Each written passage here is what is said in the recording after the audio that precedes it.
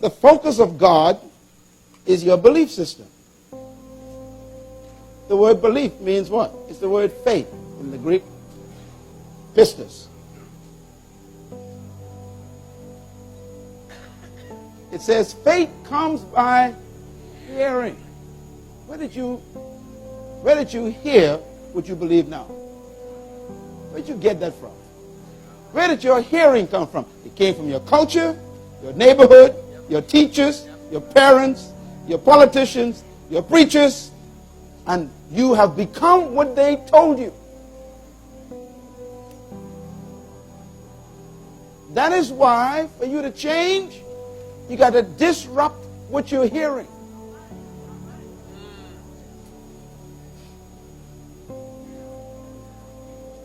Jesus said these words to his disciples. He was trying to train them to think like leaders. He was trying to train them to think like kings. And he said these words to them. And I'm saying them to you now. He said to them, take heed what you hear. In other words, control what you allow to come into your ear. Don't just listen to any and everybody. Don't just read any and every book. Don't listen to any and every tape. Don't go to any and every seminar. Choose your information based on your destination. If you want to be great, don't listen to small people talk.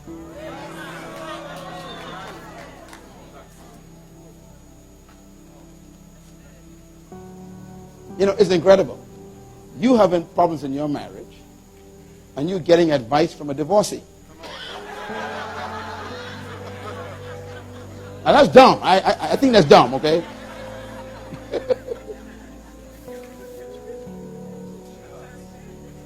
Take heed what you hear.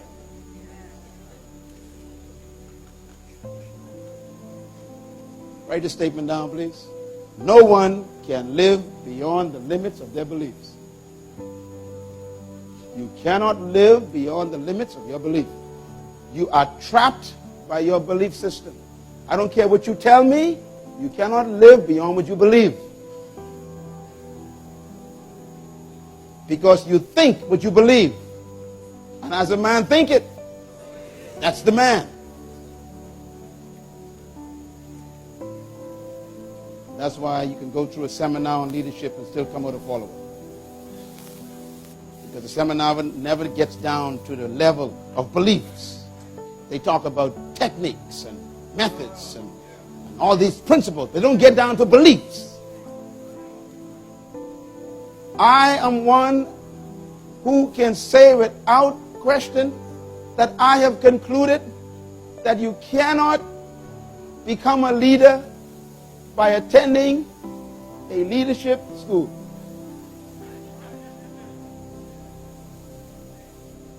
Because leadership is not something you can learn. Listen to me, young man. Listen to me carefully. Leadership is not something you can learn. Leadership is something you discover.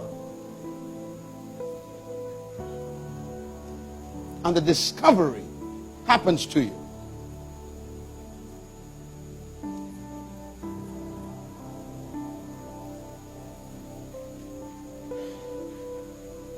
Your life is what you think it should be. You are exactly what you thought. You become exactly what you thought.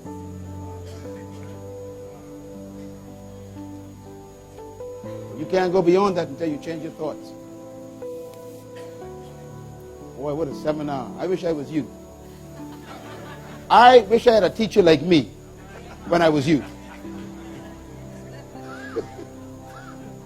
I am so proud of you young people. You don't understand how blessed you are to be in this seminar. Because these old folks just getting this.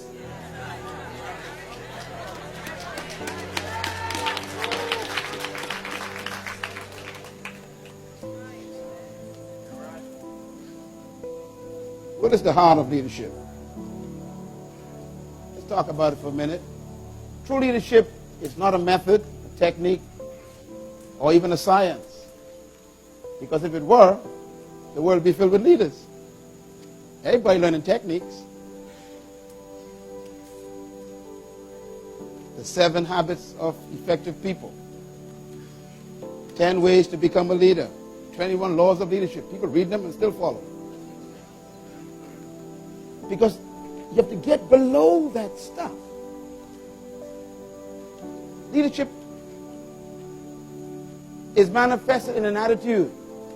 The problem is, your attitude comes alive only when you become aware of your true nature. See, and you can't teach that in a class. That has to be discovered. What I'm trying to tell you is, when you connect with who you really are, you don't need no one to make you a leader.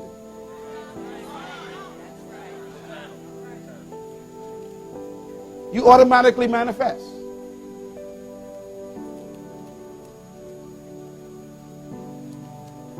Write this point down, please. It's very important.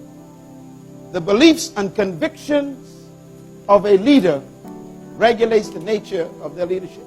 In other words, the way a person acts as a leader is a manifestation of their beliefs and their convictions. Now, there are 2 words I'm using here. Please write these 2 words down, please. Beliefs and convictions. See, your convictions and your belief system dictate your behavior.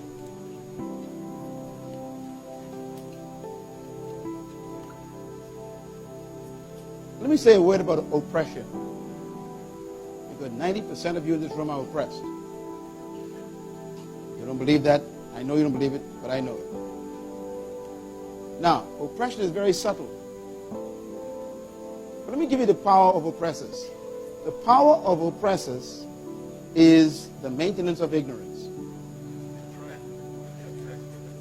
Let me say it just one more time. The power of the oppressor is the maintenance of ignorance. As long as they can keep you ignorant, they control you. So they literally tell you what to believe. And you become convicted about what they told you. And so you begin to believe it yourself.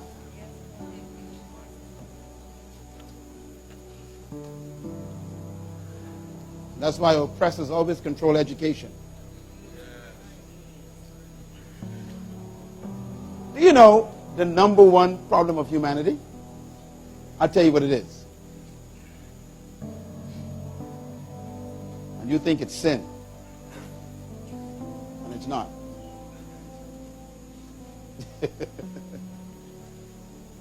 You can always tell what's wrong with a patient by what the doctor prescribes.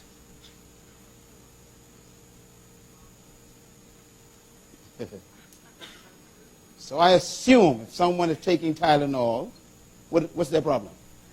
They got a headache. See, you figured it all by yourself. You're so smart. If someone is taking insulin, what's their problem? Diabetes. See, I told you can figure it out by the medication.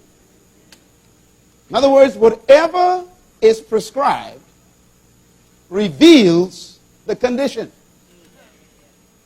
When God looked at planet Earth and he assessed the disease of humanity, he didn't send power. He sent word. Oh, you'll get it after I'm gone.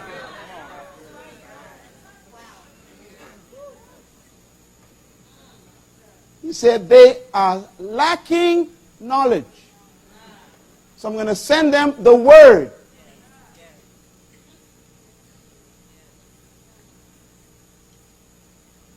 Information.